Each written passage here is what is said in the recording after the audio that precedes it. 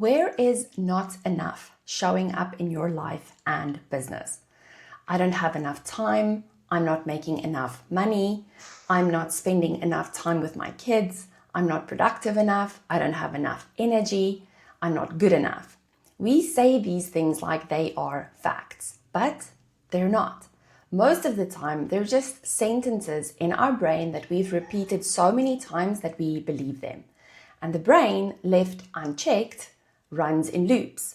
According to Dr. Joe Dispenza, about 95% of our thoughts today are the same as yesterday. So if you've been thinking, I'm not doing enough or I'm not smart enough, you'll keep thinking it unless you choose something different. Now, sometimes not enough is a fact. If your rent is 7,000 Rand and you only have 500 Rand in your bank account, that's not enough money. If it takes 30 minutes to drive somewhere and you only have 10 minutes to get there, that's not enough time. These are measurable, verifiable, and actually very neutral. But that's not what most of us mean when we say not enough. We're not talking about math. We're actually talking about worth. I'm not doing enough. I'm not successful enough. I'm not far enough along. I'm not a good enough mom, partner, leader. These are not facts. They are actually thoughts, judgments, opinions, assumptions, and we rarely pause to ask if they are true or even helpful. Now, coaching helps you to unravel these thoughts so that you can see how they impact your life and business, and so that you can release them, learn how to think new thoughts that serve the life and business you want to create. Now, one of the tools I use with my clients is called the model, and it helps you to understand how one thought, like I'm not enough, ends up shaping your entire day, week, or business. The model has 5 parts to it. The first part is circumstances. Now, these are the neutral, provable facts that happen in the day-to-day. The second component of the model is thoughts, what you make those facts, the circumstances, mean. Thirdly, we have feelings, and these are the emotions that the thought creates in your body. Then we have actions, and this is what you do or don't do when you feel that emotion. And then lastly, we have results, and these are the outcomes your actions produce. So let's say the circumstantial fact is that you have not completed all of the tasks on your to-do list this week. You may have a thought like, I'm not doing enough.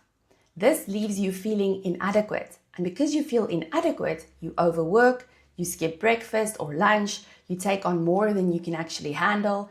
Maybe you even procrastinate on the higher level work that you know needs to happen. The result is you feel even more behind and disconnected, which reinforces the original thought, I'm not doing enough. Can you see it? The thought creates the result that proves the thought true.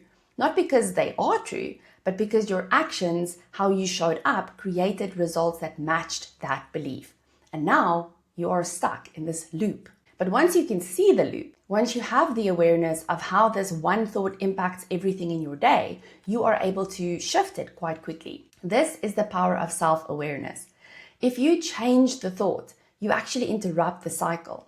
When the thought, I'm not enough or I don't have enough, is running the show, it will always show up in what you're doing in your day to day. You don't launch the offer because you think it's not ready. You don't race because you think you haven't earned it. You say yes to that project even though you don't have capacity because you think it proves something. And even though you actually are highly competent, you still feel like you're falling short. Not because you are, but because you've trained your brain to think you are. Now, here's why this matters. You cannot build a sustainable, ease-filled business from a place of not enough. Because when not enough is your fuel, you're always pushing to prove you are enough. The problem is the goalpost keeps moving. We often can't even tangibly say what it would look like to be enough.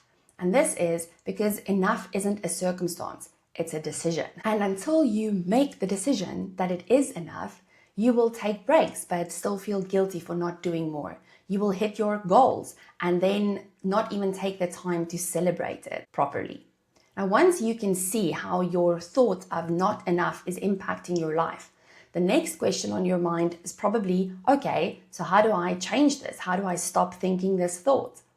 The answer is to question it. A client once said to me, I'm not good enough at managing my time, So we questioned that thought. I asked her, are you on time for your client sessions? Yes.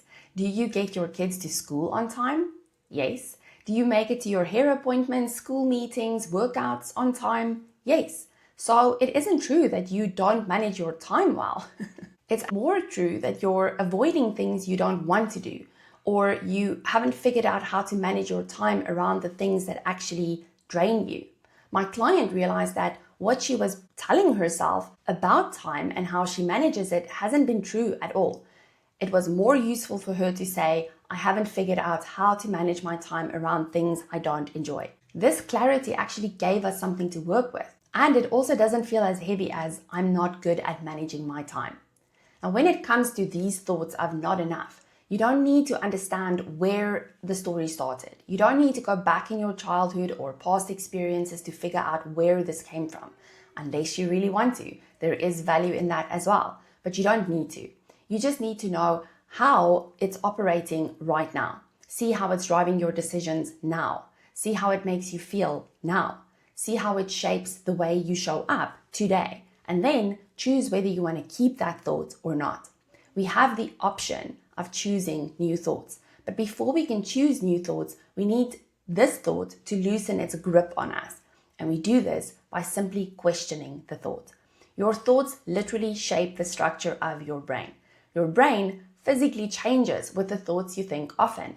New thoughts will create new neural pathways, which will lead to new default settings.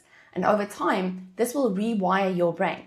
Your brain will want to default to the old loop. This is totally normal. But the more you practice shifting your attention to a more useful thought, the easier it will get.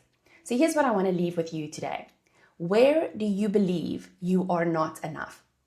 And is it really true? What would you do today, this week, if you didn't believe that thought? Now, you can't control every circumstance, but you do get to choose your thoughts, the meanings you give the circumstances in your life.